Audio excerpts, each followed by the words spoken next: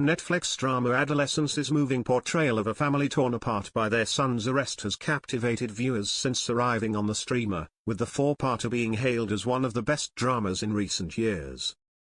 The drama, filmed in one take each episode, stars Stephen Graham as the father of 13-year-old boy Jamie, who is accused of murdering his classmate. The series explores the damaging influence of controversial figures like Andrew Tate and manosphere culture as it looks into the murder of schoolgirl Katie, and for those wondering just how accurate the story is to real life, a mental health expert has revealed that it is scarily precise.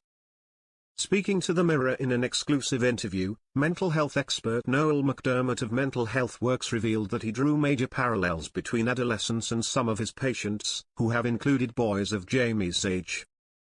"I've worked with radicalized men and young men," he said. "The misogyny has risen exponentially. I currently work with young men and men at risk of criminal justice involvement with a history of incarceration for violence and sexual violence. I have seen a significant rise in parents contacting my company due to concerns about their boys and the isolation, anger and poor attitudes towards women and authority." He added that scenes in episode 3, in which psychologist Brian Yariston, Erin Doherty, prepares a pre-trial report on his mental health, was a very lifelike scene. Episode 3 in particular was the most accurate portrayal I have ever seen of a forensic-type assessments, he said. It had the effect of taking me back to professional experiences of sitting with dangerous young men trying to form a relationship to assess how much of a risk they pose. The triggering of the young man in this episode around his shame and vulnerability was astonishing in its accuracy.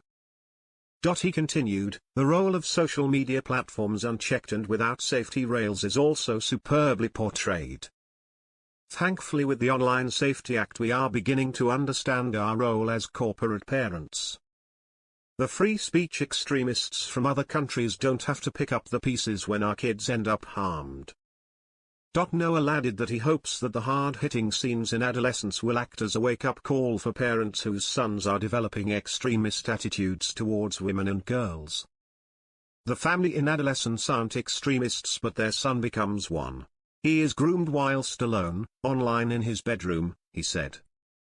"Groomed by bad faith actors who make money from our boys and then wash their hands of them when the proverbial hits the fan."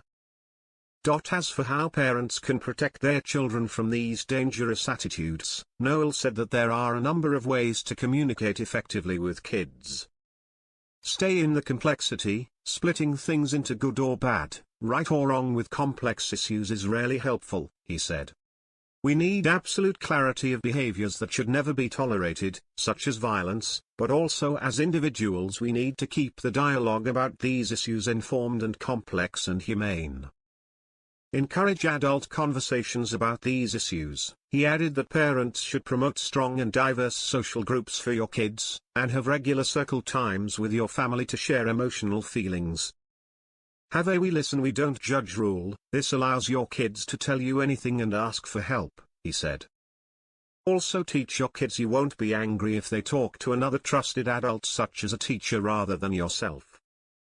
Meanwhile, Noel said that it's important to teach children about consent, encourage connection around civil rules and political engagement with respect and tolerance, and to educate yourself and your kids on mental health and mental fitness.